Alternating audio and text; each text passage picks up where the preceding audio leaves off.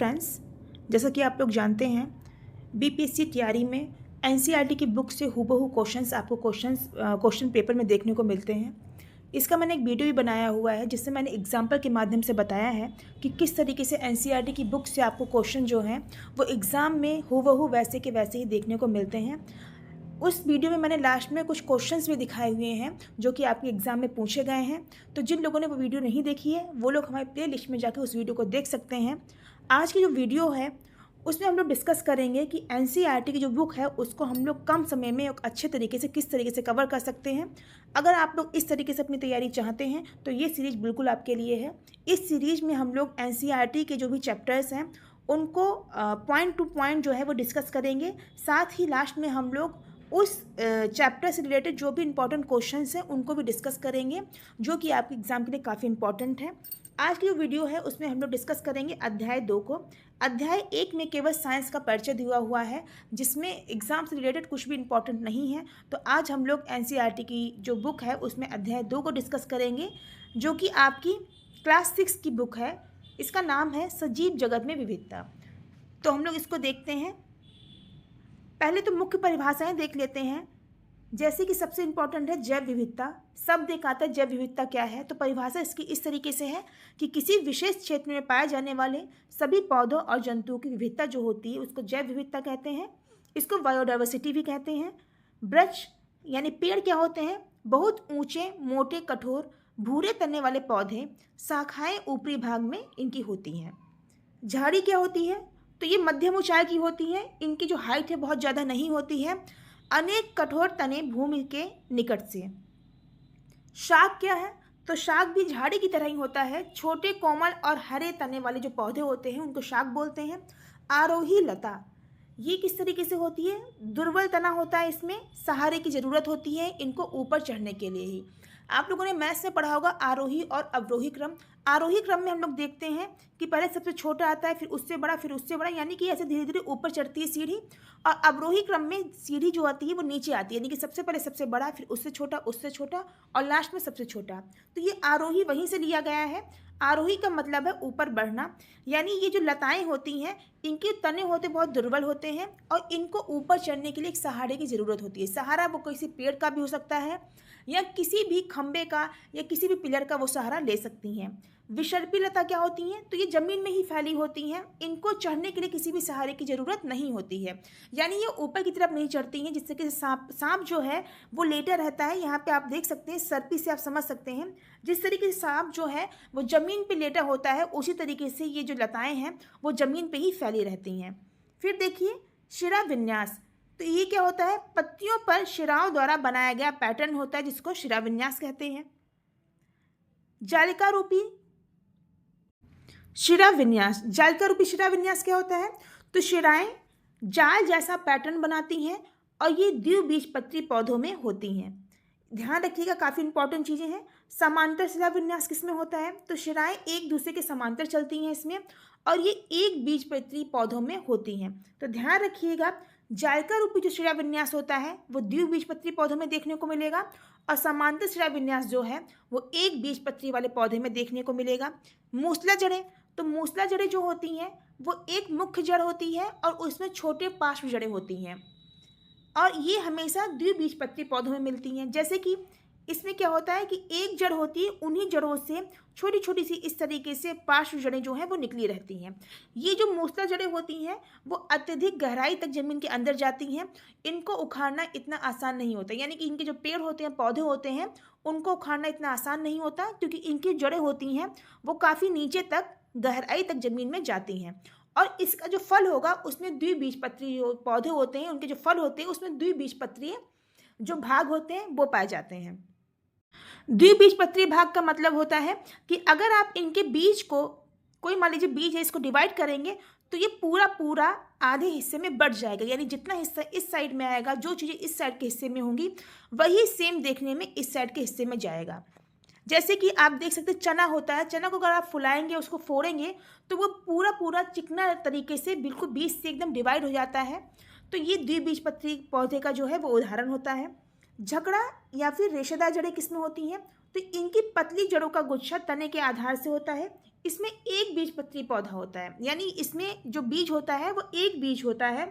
इसको डिवाइड करने पर ये पूरा पूरा दो भागों में विभाजित नहीं होता है इसका बीज।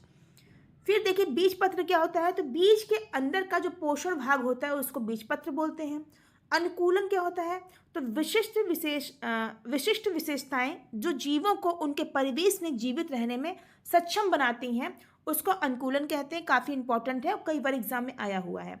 आवास किसे कहते हैं, तो वह स्थान जहाँ जीव रहते हैं, जो भोजन जल वायु और जहाँ पर उनको भोजन जल वायु और आश्रय मिलता है उसको आवास कहते हैं। पवित्र उपवन क्या है, तो समुदाय द्वारा संरक्षित आबादित वन क्षेत्र जो होता है उसको पवित्र उपवन कहते हैं। ये अभी हम लोग स्टडी कर रहे हैं, समझ रहे हैं, और इस वीडियो के लास्ट में हम इस चैप्टर से जुड़े हुए जो भी इंपॉर्टेंट क्वेश्चंस हैं उनको भी डिस्कस करेंगे। फिर देखिए यहाँ पर लिखा हुआ है पौधों के प्रकार, यानी टाइप्स ऑफ प्लांट्स कैसे होते हैं। तो प्रकार इधर लिखे हुए हैं, जैसे कि वृक्ष है, झाड़ी है, शाख है, आरोही लता और विषर्पी लता, ये सब पौधों के प्रकार हैं। अगर वृक्ष की हम बात करें तो इनकी ऊंचाई क्या होती है, बहुत ऊंचे होते हैं। तने की विशेषता इनकी ये होती है कि इनका जो तना होता है वो मोटा होता है, कठोर होता है, भूरा और काष्ठीय होता है। शाखाएं तने के ऊपरी भाग से होती हैं। उदाहरण जैसे कि आम का, नीम का, पीपल और देवदार, इन सब के जो वृक्ष होते हैं उनमें आप देख सकते हैं कि इनका तना जो होता है वो काफ़ी कठोर होता है और भूरा काष्ठीय होता है। काष्ठीय मतलब इसमें कोष्ठक टाइप से इनके तनों में जो है वो बने रहते हैं। झाड़ी का अगर उदाहरण देखें तो झाड़ी की ऊंचाई बहुत ज़्यादा नहीं होती, मध्यम आकार की होगी। अनेक कठोर तने और पतले होते हैं, भूमि के निकट होते हैं इनके तने, जैसे कि गुलाब, तुलसी और गुड़हल, ये सब झाड़ के उदाहरण हैं। ध्यान रखिएगा इसमें जो गुड़हल है वो कई बार एग्जाम में पूछा गया है कि गुड़हल जो है वो किस प्रकार के पौधे का उदाहरण है, तो ध्यान रखिएगा ये वृक्ष नहीं होता है, ये झाड़ी के रूप में आता है। शाक की बात करें तो ये छोटे आकार के होते हैं, इनका तना जो होता है वो कोमल और हरा होता है, भूमि के निकट होते हैं ये, जैसे कि टमाटर, धनिया और मेथी, ये सब शाक के उदाहरण हैं।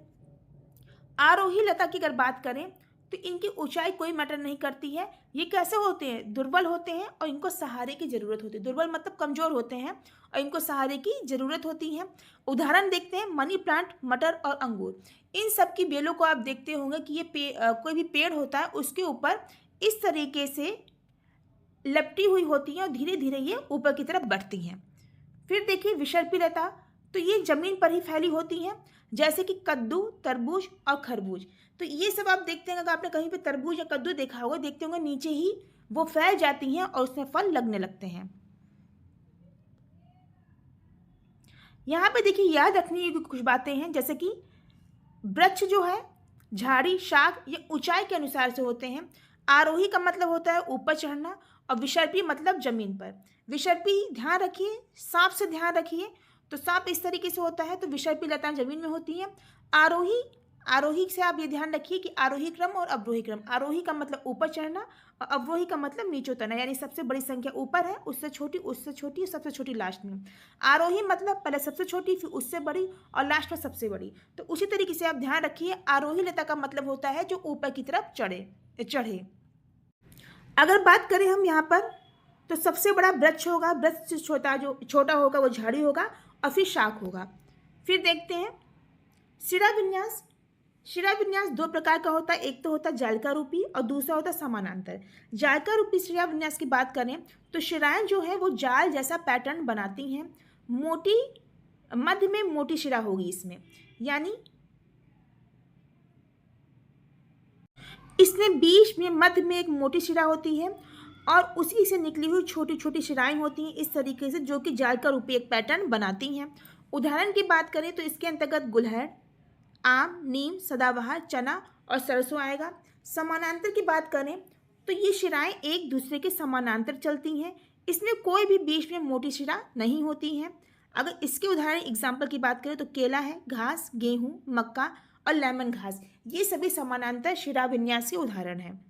फिर देखिए जालिका रूपी अगर शिराविन्यास की बात करें तो इसकी जड़ें जो होती हैं वो मूसला जड़ें होंगी और द्विबीजपत्री होंगी। जैसे कि मैंने आपको बताया था एग्जाम्पल में, मूसला जड़ें जो होती हैं वो अत्यधिक गहराई तक जाती हैं ज़मीन में, और इन्हीं से छोटी छोटी कई जड़ें इस तरीके से निकली रहती हैं। इसमें आम आ जाएगा, आपको बरगद आ जाएगा, नीम आ जाएंगे, ये सभी मूसला जड़ों के उदाहरण हैं। और इनका जो फल होगा उसमें हमेशा द्विबीजपत्री जो फल होता, जो बीज होगा वो होगा। अगर समानांतर शिलाविन्यास की बात करें तो इसकी जड़ें जो होती है वो झगड़ा होती हैं, और इसमें एक बीजपत्री वाला जो फल है वो लगता है। झगड़ा जड़ें जो होती हैं वो बहुत गहराई तक जो है वो ज़मीन में नहीं जाती हैं। अगर तना यहाँ पे ख़त्म हो रहा है तो इस तरीके से ये ज़मीन में लगी रहती हैं, और इनको उखाड़ना अत्यधिक आसान होता है। नेक्स्ट है जड़ों के प्रकार। तो जड़ों के प्रकार में एक तो मूसला जड़ें हैं, दूसरा झगड़ा या रेशेदार जड़ें। मूसला जड़ों की बात करें तो ये मुख्य जड़ होती है, उसमें छोटी छोटी पार्श्व जड़ें निकली रहती हैं, जैसे कि मैंने आपको बना के बताया था कि एक मुख्य जड़ होगी और उसी से छोटी छोटी इस तरीके से जड़ें निकली रहेंगी। इसके उदाहरण की बात करें तो सरसों का पेड़ हो गया, गुड़हल हो गया, चना, सदाबहार, आम और नीम, ये सभी मूसला जड़ों के उदाहरण हैं। झगड़ा जड़ की बात करें तो समान माप की पतली जड़ों का गुच्छा होता है, तने के आधार से निकलती है, यानी तना यहाँ पे अगर खत्म हो रहा है तो यहीं से ये इस तरीके से निकली रहती हैं, और ये बहुत अधिक गहराई तक भूमि में नहीं जाती हैं। अगर इसके एग्जाम्पल की बात करें तो घास है, गेहूं है, मक्का है, लेमन घास है, केला। तो ये घास है, गेहूं, मक्का, इन सबको उखाड़ना बहुत आसान होगा। आप देखते हैं अगर किसी के बगीचे में या किसी के गमले में घास हो जाती है तो उसको उखाड़ना बहुत आसान होगा। कभी घास को उखाड़ेंगे देखेंगे उसमें छोटी छोटी इस तरीके से जड़ें निकली रहती हैं, ये बहुत गहराई तक जमीन में नहीं जाती हैं। संबंध में देखते हैं, मूसला जड़ की बात करें तो जायका रूपी शिलाविन्यास होता है इसमें, और इसमें द्विबीजपत्री फल लगता है। झगड़ा जड़ की बात करें तो झगड़ा जड़ जो होती है वो समानांतर शिलाविन्यास इसमें पाया जाता है, और इसका जो पौधा होता है वो एक बीजपत्री होगा।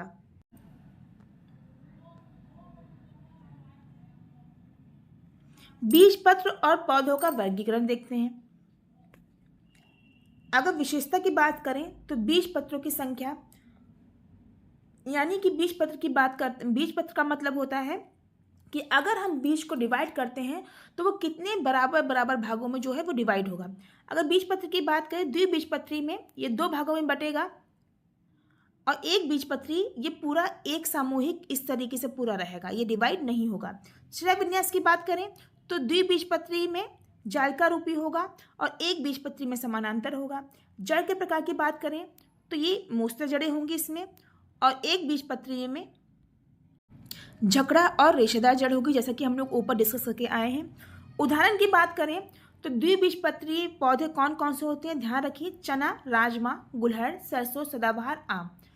एक बीजपत्री की बात करें तो मक्का है, गेहूं है, घास है, केला है और लेमन घास, ये सभी एक बीजपत्री के उदाहरण हैं। संबंध में देखते हैं तो द्विबीजपत्री ये द्विबीजपत्र में डिवाइड होगा, इसका जायका रूपी शिलाविन्यास होगा, उसमें मूसला जड़ पाई जाएगी। एक बीजपत्री में एक बीजपत्र होगा, समांतर जड़ें पाई जाए, समांतर इसका शिलाविन्यास होगा, और इसमें झगड़ा जड़ें जो होती हैं वो पाई जाती हैं। जंतुओं का वर्गीकरण गति के आधार पर देखते हैं। तो जंतु जैसे कि चींटी, बकरी या घोड़ा, कबूतर या मक्खी, मछली, सांप, मेढक, डॉल्फिन या व्हेल। अगर हम बात करें चींटी की तो इसकी गति का तरीका, ये चलती है, और इसके अंग की बात करें काफ़ी इंपॉर्टेंट है, इसको ध्यान रखिएगा। चींटी की 6 टांगें पाई जाती हैं, यानी चींटी में 6 टांगें होती हैं। इस तरीके से क्वेश्चन एक जरूर आता है एग्जाम में। बकरी की बात करें तो ये भी बकरी या घोड़ा जो है वो चलता या दौड़ता है, इसमें 4 टांगें पाई जाती हैं। कबूतर या मक्खी की बात करें तो ये चलते हैं और उड़ते हैं, इसमें पैर पाए जाते हैं और पंख पाए जाते हैं। मछली की बात करें तो मछली क्या करती है, तैरती है, इसमें पंख पाए जाएंगे और इसका धारा रेखित शरीर होता है।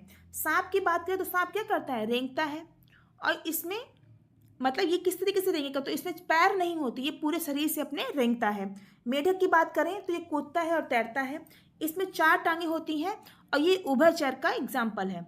डॉल्फिन या व्हेल की बात करें तो ये तैरती है, इसमें पंख होते हैं और जालीय स्तनपायी होती है, यानी ये जल में पाए जाने वाले स्तनपायी जो है वो जीव हैं। कौन कौन से, तो डॉल्फिन और व्हेल मछली। आगे देखते हैं आवास के आधार पर। तो आवास के आधार पर जंतु को 3 भागों में विभाजित किया गया है, थलीय, जलीय और उभयचर। थलीय की बात करें यानी कि जो थल में रहते हैं, स्थल में रहते हैं, यानी कि घोड़ा, बकरी, गिलहरी, शेर, ऊंट, कबूतर आदि, ये सब कहाँ पाए जाएंगे, स्थल में पाए जाएंगे। जलीय की बात करें तो जो जल के अंदर रहते हैं, जैसे कि मछली हो गई, डॉल्फिन हो गई, व्हेल हो गई, शार्क हो गई, ये सभी जो है वो आप मछली इन सबको अगर आप जल के अंदर या पानी के अंदर रखेंगे तभी ये जीवित रहेंगे। अगर बाहर निकाल देंगे तो क्या होगा, ये मर जाएंगे। उभयचर की बात करें, उभयचर वो जंतु जीव जंतु होते हैं जो कि आपके स्थल में भी रहते हैं और जल में भी रहते हैं। जैसे कि मेढक, ये आपका पानी में भी रहेगा और स्थल में भी रहेगा। मगरमच्छ दोनों जगह रह सकता है। कछुआ, कछुआ क्या होता है कि यह ऊपर जमीन पे भी चल सकता है और ये पानी के अंदर भी रह लेता है।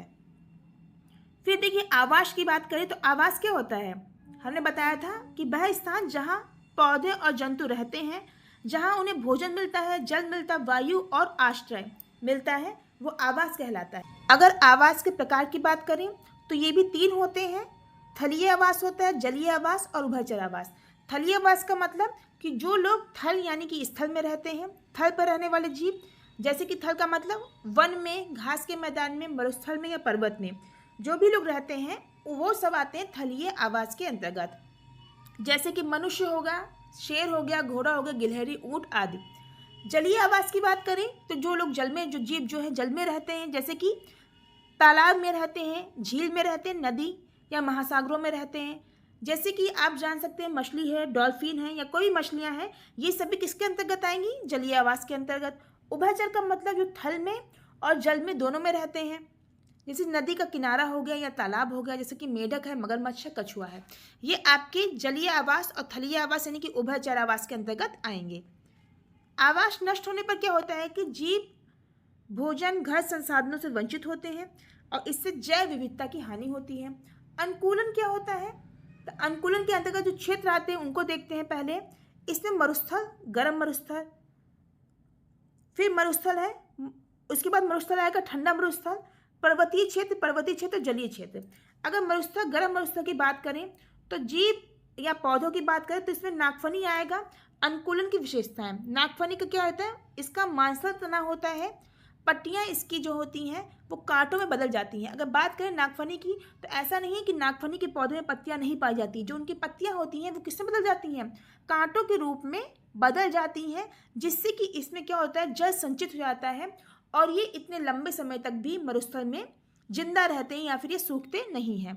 उद्देश्य क्या है, जल संग्रह, वाष्पीकरण को रोकना, यानी जो पत्तियां होती हैं वो कांटों में बदल जाती हैं, इससे वाष्पीकरण की जो प्रक्रिया होती है वो बंद हो जाती है। और क्या आएगा, तो मरुस्थल के अंतर्गत अगर जीव की बात करें तो ऊंट, जो कि राजस्थान में पाए जाते हैं। ध्यान रखिए राजस्थान का जो मरुस्थल है वो गर्म मरुस्थल के अंतर्गत आता है और गर्म मरुस्थल में हमेशा एक कुबड़ वाले जो ऊंट है वो पाए जाते हैं। अनुकूलन की विशेषता क्या है, तो एक कुबड़, लंबे पैर, चौड़े खुर, कम पसीना और मूत्र। इसका उद्देश्य क्या है कि भोजन संचय करना और रेत में चलना। अगर ठंडे मरुस्थल की बात करें तो ठंडे मरुस्थल में भी ऊंट पाए जाते हैं, लेकिन ठंडे मरुस्थल में जो ऊंट पाए जाते हैं उनमें 2 कुबड़ होते हैं और 2 कुबड़ वाले जो ऊंट होते हैं वो आप लोग लद्दाख में देखेंगे। 2 कुबड़ होते हैं, इसमें छोटे पैर होते हैं, सिर गर्दन पर लंबे बाल होते हैं। इसका भी उद्देश्य क्या होता है कि भोजन का संचय करते हैं और ये ठंड से बचाव करते हैं। इनके जो लंबे बाल होते हैं वो इनकी ठंड से बचाव करते हैं। पर्वतीय क्षेत्र में देवदार के वृक्ष पाए जाते हैं। इसका अनुकूलन की विशेषता क्या है, मतलब ये कैसे जीवित रहते हैं वहाँ पर, तो देवदार के जो वृक्ष होते हैं वो शंखाकार आकृति में होते हैं और इनकी जो शाखाएं होती हैं वो झुकी होती हैं। किस तरीके से रहेंगी, तो ध्यान रखिए इस तरीके से, जैसे क्रिसमस ट्री होता है उस तरीके से पेड़ होते हैं। ये कैसे होते हैं, शंखाकार होते हैं, शंकु के आकार होते हैं, शंकु के आकार के होते हैं और इनकी जो शाखाएं होती हैं वो इस तरीके से झुकी हुई होती हैं। इसका उद्देश्य क्या है कि ये इस तरीके से इसीलिए होते हैं क्योंकि ये इस पे जो बर्फ़ पड़ेगी तो ये बर्फ़ आसानी से फिसल जाए। फिर देखिए पर्वतीय क्षेत्र में बुरांस यानी ऊंची चोटी वाले जो पौधे होते हैं वो पाए जाते हैं। इसमें छोटे पत्ते होते हैं और ये कम ऊंचाई पे जाते हैं। तेज हवाओं में ये जीवित रहते हैं। इसका उद्देश्य क्या है, मतलब ये ऐसे क्यों होते हैं, जिससे कि ये ठंडी तेज हवाएं चलें उसमें भी ये जीवित रह सकें। जलीय क्षेत्र की बात करें तो जलीय क्षेत्र में मछली आती है। अनुकूलन की विशेषता इसकी क्या है, तो इसका जो धारा रेखी शरीर होता है और पंख होते हैं वो इसको जल के अंदर जीवित रखते हैं। इसका उद्देश्य क्या है, जिससे कि पानी में तेज तैर सके, इसीलिए इसका धारा रेखी शरीर होता है। गर्म मरुस्थल, ध्यान रखिए ये इंपॉर्टेंट पॉइंट है कि गर्म मरुस्थल में गर्म मरुस्थल के अंतर्गत क्या आएगा, राजस्थान का जो मरुस्थल है वो गर्म मरुस्थल के अंतर्गत आएगा और इसमें एक कुबड़ वाले जो ऊँट है वो पाए जाएंगे।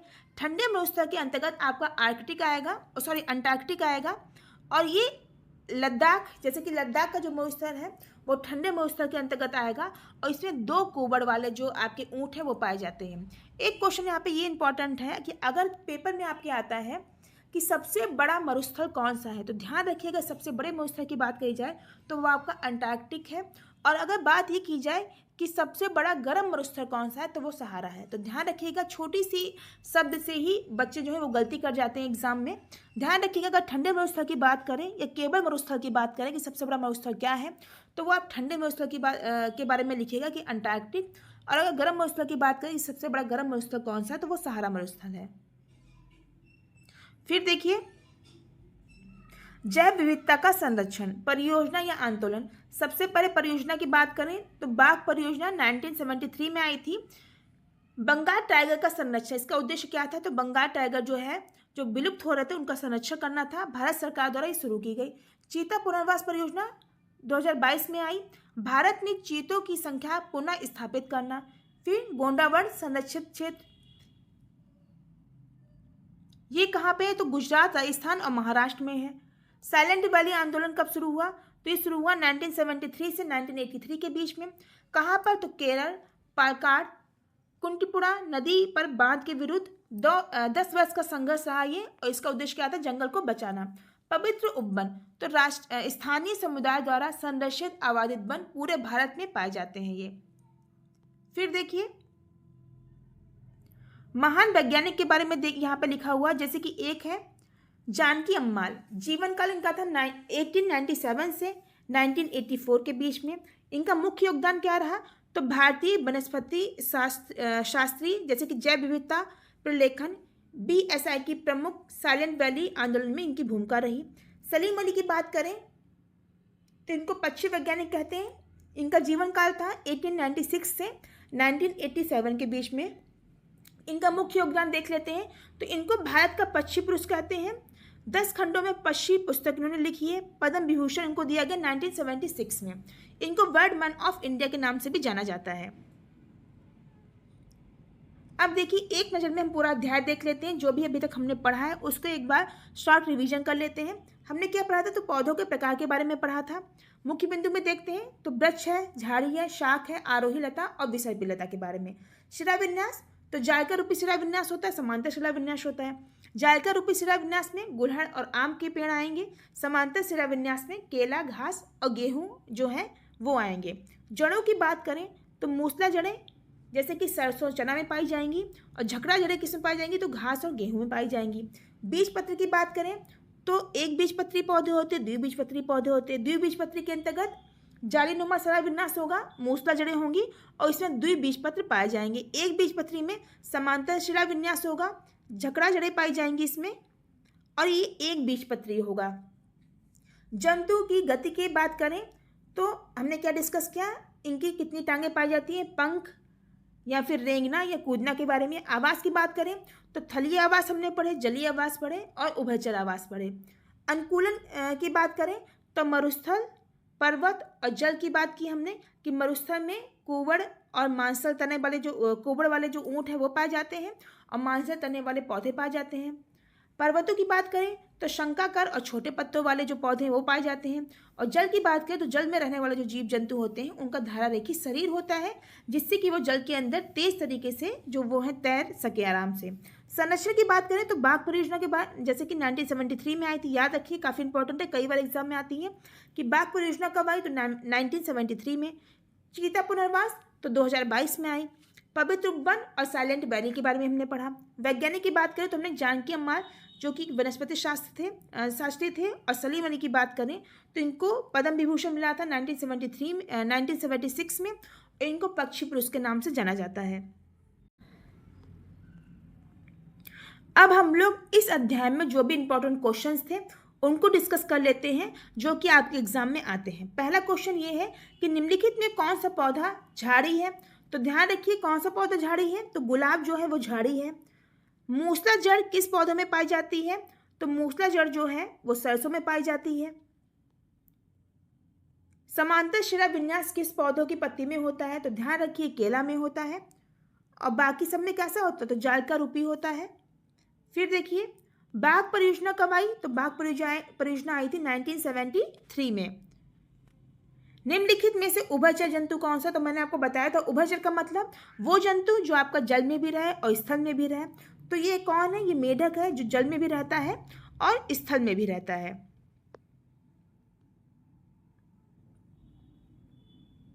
फिर देखिए एक बीजपत्रीय पौधे में कैसी जड़ें होती हैं? तो एक बीजपत्रीय पौधों में झगड़ा जड़ होती है। हमने बताया था ये बहुत गहराई तक जो है वो जमीन में नहीं जाती है। मूसला जड़ें जो होती हैं वो बहुत गहराई तक जमीन में जाती हैं, और इसमें द्विबीजपत्री पौधा होता है। फिर देखिए भारत का पक्षी पुरुष किसे कहते हैं? तो अभी हमने बताया था सलीम अली को भारत का पक्षी पुरुष कहते हैं। देवदार के वृक्ष की शंखाकार आकृति किस काम आती है? तो बर्फ आसानी से फिसल सके, इसीलिए इसकी जो शंखाकार आकृति है वो काम आती है कि अगर बर्फ गिरती है तो ये आसानी से फिसल सके। फिर देखिए निम्नलिखित में किस पौधे में द्विबीजपत्री बीज होता है? तो किसमें होता है द्विबीजपत्री? तो चना जो है, अगर चना को आप फोड़ेंगे, चने को पानी में भिगोइए उसके बाद फोड़ेंगे तो ये बराबर बराबर दो भागों में विभाजित हो जाएगा। फिर देखिए ऊंट के कुबड़ में क्या संचित रहता है? तो इसमें बसा संचित रहता है। ऑप्शन बी इसका सही है। जायका रूपी सिरा विन्यास किस पौधे में होता है? तो गुलहड़ का जो पौधा होता है इसमें जायका रूपी सिरा विन्यास होता है, यानी इस तरीके से इसकी पत्ती होती है, इसमें ऐसे जाली जैसी बनी होती है। फिर देखिए थलीय आवास का उदाहरण कौन सा है? तो वन जो है वो स्थल में पाए जाते हैं या थल में पाए जाते हैं, तो ये थलीय आवास का उदाहरण है। फिर देखिए सलीम अली को 1976 में कौन सा पुरस्कार मिला था? तो अभी हमने बताया था आपको पद्म विभूषण इनको मिला था 1976 में, और इनको भारत का पक्षी पुरुष भी कहते हैं। किस पौधे में झकड़ा जड़ और समांतर शिलाविन्यास दोनों होते हैं? तो ध्यान रखिएगा गेहूं में झकड़ा जड़ होती है और समानांतर शिलाविन्यास दोनों ही इसमें होते हैं। नेक्स्ट क्वेश्चन है चीता पुनर्वास परियोजना कब शुरू हुई? तो ये 2022 में शुरू हुई थी चीतों के संरक्षण के लिए। पवित्र उपवन के बारे में क्या सत्य है?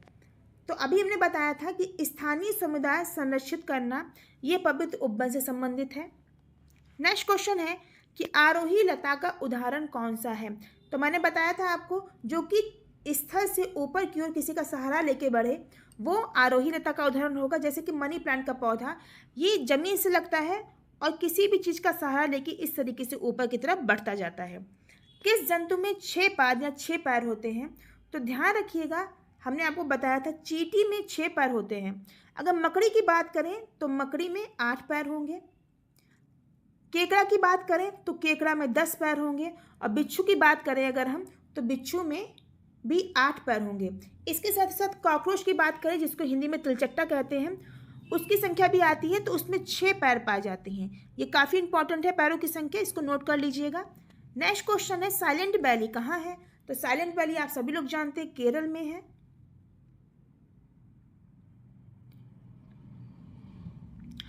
अगर फूलों की वैली पूछा जाए तो ये कहाँ पर होगी? ये आपके उत्तराखंड में होगी। नेक्स्ट है द्विबीजपत्री पौधों में कौन से लक्षण पाए जाते हैं? तो इसमें जायका रूपी शिलाविन्यास भी होता है और मूसला जड़ें भी होती हैं। तो यानी इसका ऑप्शन जो है वो ई सही है, ए और बी दोनों ही सही हैं। नेक्स्ट क्वेश्चन है जानकी अम्माल किस क्षेत्र से जुड़ी थी? तो हमने आपको बताया था वनस्पति शास्त्र से जुड़ी थी। मछली का धारा रेखी शरीर उसे क्या सुविधा देता है? तो हमने बताया था कि जल में तेज से तैर सके इसीलिए इनका धारा रेखी शरीर होता है। अगला क्वेश्चन है कि लद्दाख के ठंडे मरुस्थल में ऊंट के कितने कुबड़ होते हैं? तो लद्दाख में जो ऊंट पाए जाते हैं उनमें 2 कुबड़ होते हैं। नेक्स्ट और लास्ट क्वेश्चन है कि निम्नलिखित में कौन सा जलीय आवास का उदाहरण नहीं है? तो इसमें जलीय आवास जो है उसका उदाहरण मरुस्थल नहीं है, यानी इसका डी जो ऑप्शन है वो सही है। बाकी सारे जो है वो जलीय आवास के उदाहरण हैं। अगर आप लोग को इस वीडियो का अगर पीडीएफ चाहिए हो जो अभी हमने आपको पढ़ाया है, तो आप लोग हमारे टेलीग्राम चैनल से इसको डाउनलोड कर सकते हैं। टेलीग्राम चैनल का जो लिंक है वो डिस्क्रिप्शन बॉक्स में दे दिया जाएगा, वहाँ से आप उसको ज्वाइन कर सकते हैं और वहाँ आपको ये पीडीएफ मिल जाएगी जहाँ से आप इसको डाउनलोड करके आराम से पढ़ सकते हैं। अगर आपको वीडियो पसंद आई तो वीडियो को लाइक कर दीजिए, शेयर कर दीजिए। साथ ही जिन लोगों ने अभी तक हमारे चैनल को सब्सक्राइब नहीं किया है वो चैनल को सब्सक्राइब कर लीजिए, जिससे आगे आने वाली जो भी वीडियोज हैं वो आपको टाइम से मिल सके। मिलते हैं नेक्स्ट वीडियो में, तब तक अपना ध्यान रखिए, खुश रहिए। Thank you.